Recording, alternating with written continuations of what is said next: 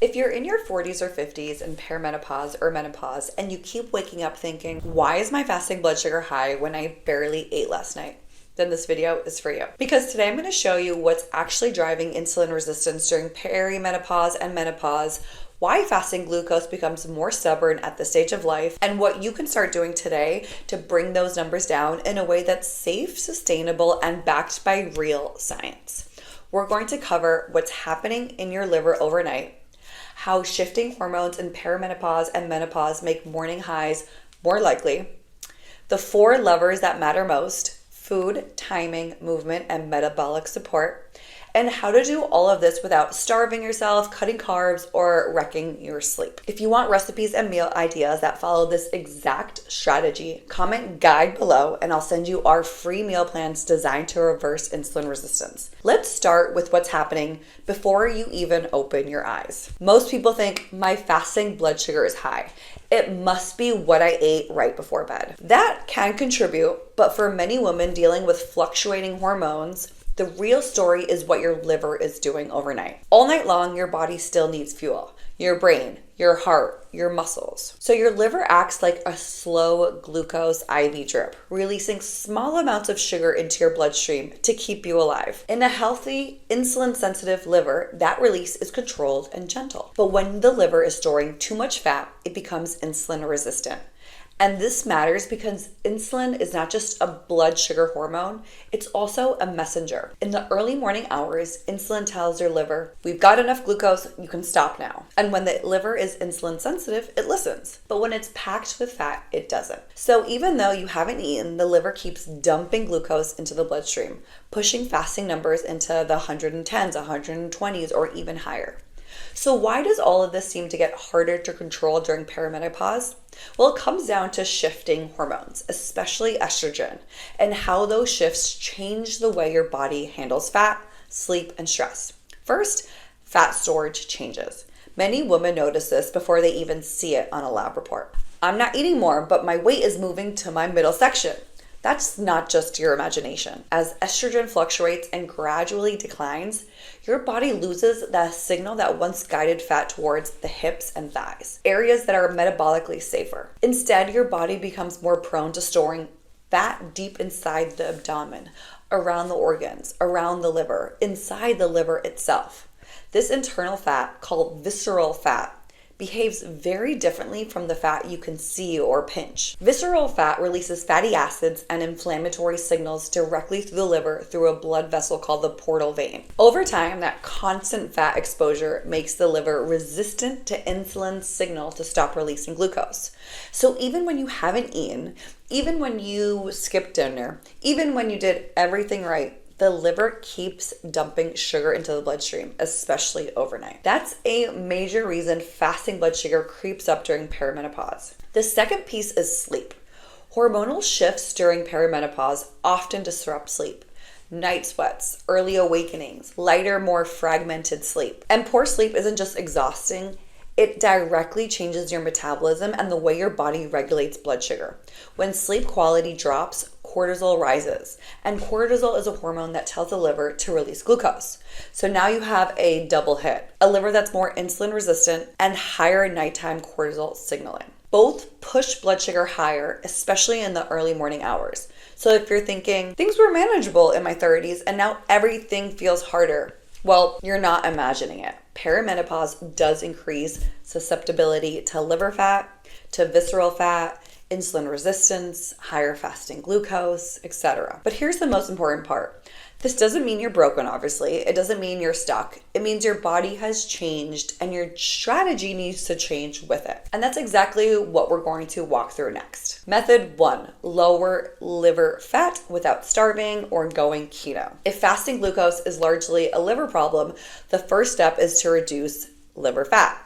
And it's not by eating 0 carbs, it's not by fasting longer, and not by adding more butter or coconut oil, but it's actually by lowering saturated fat. And here's something that becomes especially important in your 40s and 50s, and it's something most women were never taught. It's not just how much you're eating, it's the type of fat your body is being exposed to and how your liver handles it during this phase of life. There was a controlled feeding study published in the Journal of Diabetes where researchers overfed healthy adults with baked foods. The calories were identical for everyone, and everyone gained about the same amount of weight. The only thing that changed was the type of fat used in the food. One group ate foods made with fats commonly found in things like butter, cheese, cream, and certain tropical oils, the kind of fats many of us grew up thinking were normal or even healthy. The other group ate foods made with fat more commonly found in plants, like those from seeds and certain vegetable oils. What happened was striking.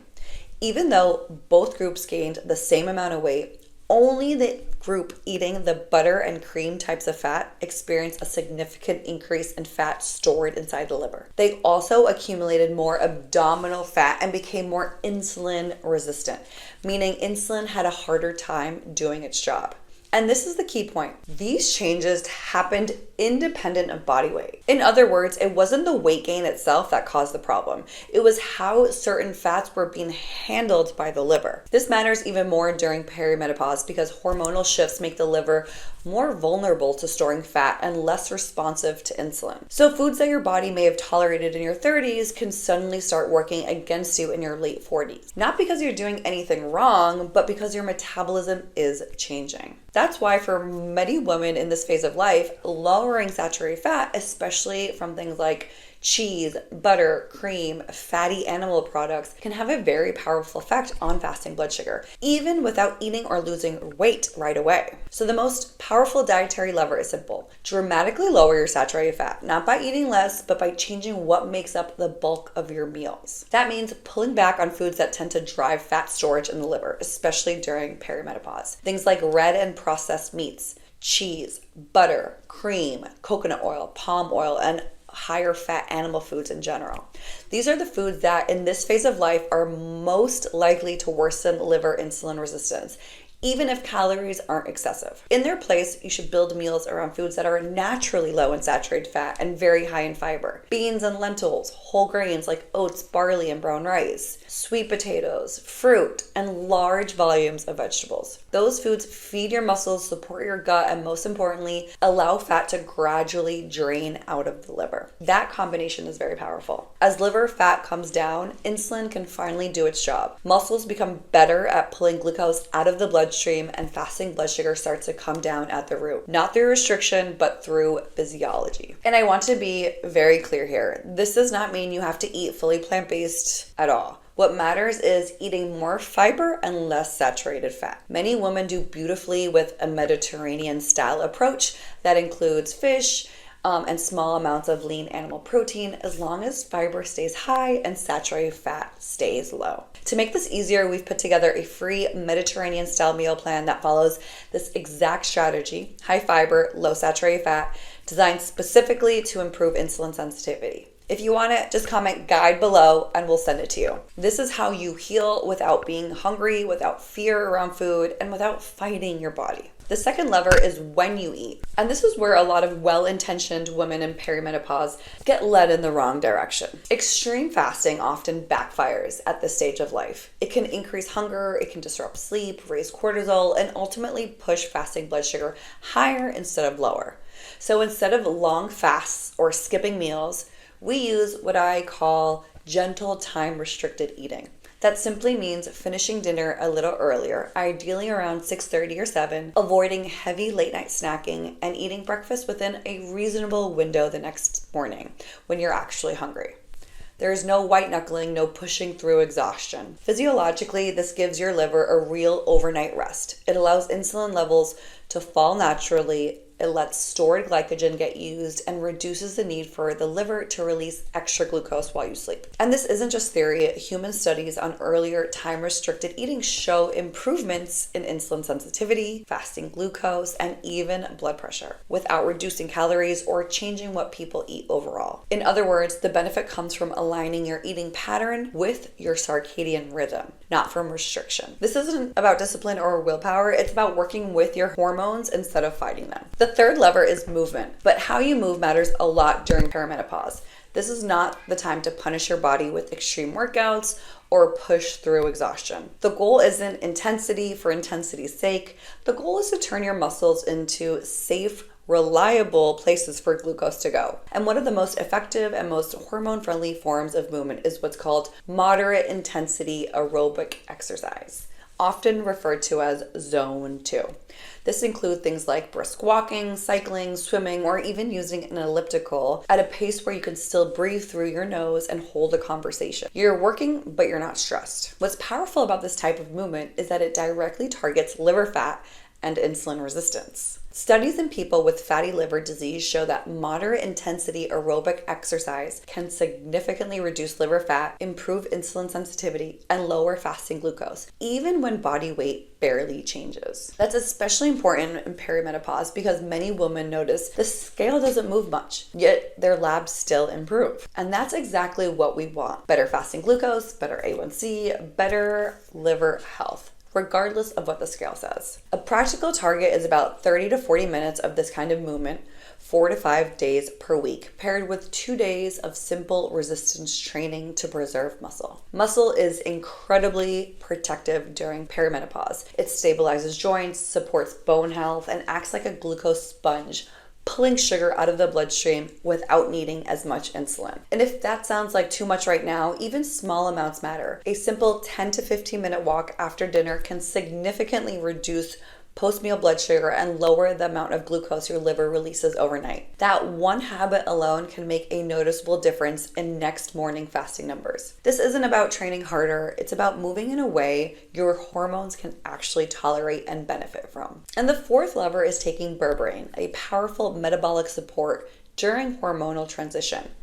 Berberine is one of the most studied natural compounds for insulin resistance, and importantly, it has been specifically studied in peri- and postmenopausal women. In a comprehensive clinical review examining Berberine use during the menopausal transition, researchers found that Berberine consistently improves insulin sensitivity, lowers fasting glucose, and reduces markers of metabolic dysfunction that tend to worsen as estrogen declines. These benefits are tied to Berberine's ability to activate AMPK, the same metabolic pathway targeted by metformin, which is a common diabetes medication. And it also improves insulin receptor signaling in the liver and muscle. In practical terms, this means Berberine helps the body respond to insulin more effectively at a time when hormonal shifts are actively working against glucose control, lipid metabolism, and visceral fat accumulation. Clinical trials demonstrate that Berberine activates AMPK, a key regulator of insulin sensitivity, reduces liver glucose production, it lowers fasting and post-meal glucose levels, and it improves triglycerides. In multiple studies, Berberine performs similarly to metformin for improving insulin sensitivity without forcing insulin secretion. This matters in perimenopause because 1, liver insulin resistance is often the main driver of fasting glucose. 2, hormonal shifts increase overnight glucose output. 3, poor sleep and stress worsen insulin signaling. Berberine works upstream, supporting liver metabolism around the clock.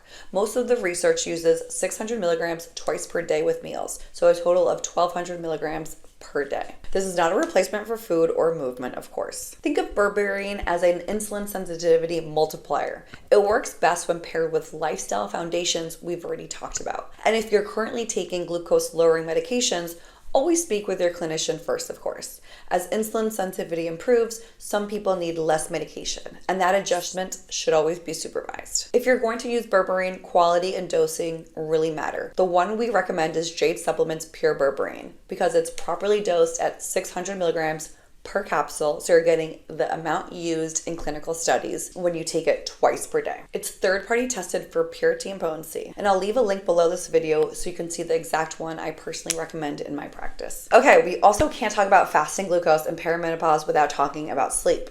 Just one poor night of sleep can increase insulin resistance by 30 to 40% the next day. So focus on what's realistic and repeatable. Lighter, lower fat dinners finished by 7 p.m. A cool, dark bedroom. A short wind down routine that signals the day is done. Magnesium can also do wonders to reach deep restorative sleep. Remember, consistency matters far more than perfection. So to recap your perimenopause roadmap, if fasting glucose and average blood sugar is rising during menopause, the path forward is clear and it's not extreme. Focus on lowering your saturated fat and increasing fiber intake to drain liver fat. Eat earlier, not less. Move moderately and consistently. Support sleep and stress with magnesium and use metabolic support like Berberine when appropriate. You're not chasing numbers, you're addressing the real drivers: liver fat, visceral fat, cortisol, and insulin resistance. If you want help turning this into real breakfasts, lunches, and dinners, then comment guide below and I'll send you our free meal plan. You don't have to starve, you don't have to fear carbs, and you don't have to accept that this is just menopause. You can absolutely lower your morning blood sugar and feel better in your body again. If this helps things finally make sense, please like this video, subscribe, and let us know what you want covered next. I'm Diana, and I'll see you in our next video.